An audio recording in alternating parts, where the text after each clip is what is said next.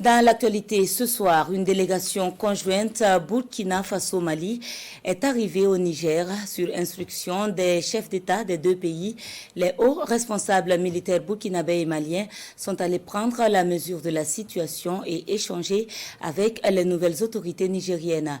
Des échanges à l'issue desquels le soutien à l'endroit du pays frère est réitéré en cas d'attaque de la CEDEAO. Le commentaire de Bienvenue Tansa.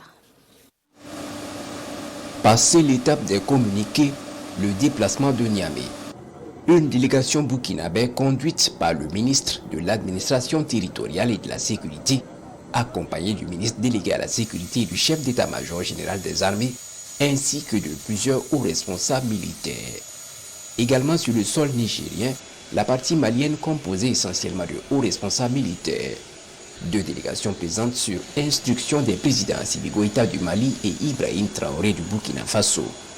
Aux nouvelles autorités du Niger, Maliens et Burkinabés réitèrent ici leur engagement à soutenir ce pays frère en cas d'agression de la CEDEAO. Toute intervention militaire contre la souveraineté d'un pays sans le consentement de ses autorités ne représente autre chose qu'une agression. Bien entendu, agression que le Burkina Faso et le Mali rejettent catégoriquement.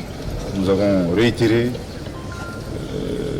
bien entendu, la décision du président Goïta, du président Traoré, de participer pleinement aux opérations de légitime défense aux côtés des forces de défense et de sécurité du Niger.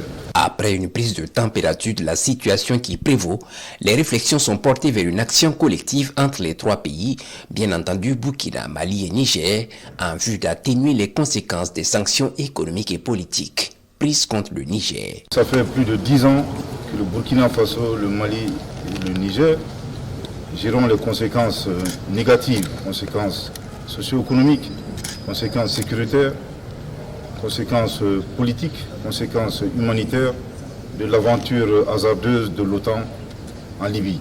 Une chose est sûre, le président Goïta et le président Traoré ont clairement dit non, non et non. Nous n'accepterons pas d'intervention militaire au Niger. Il en va de notre survie. Bien entendu, les chefs d'État du Mali et du Burkina ont pris la ferme décision de laisser des actifs et non des passifs aux générations futures. Pour le Burkina Faso et le Mali, les sanctions que la CEDEAO impose au Niger suite au coup d'État du 27 juillet sont illégales, illégitimes et inhumaines. Les deux États refusent de les appliquer.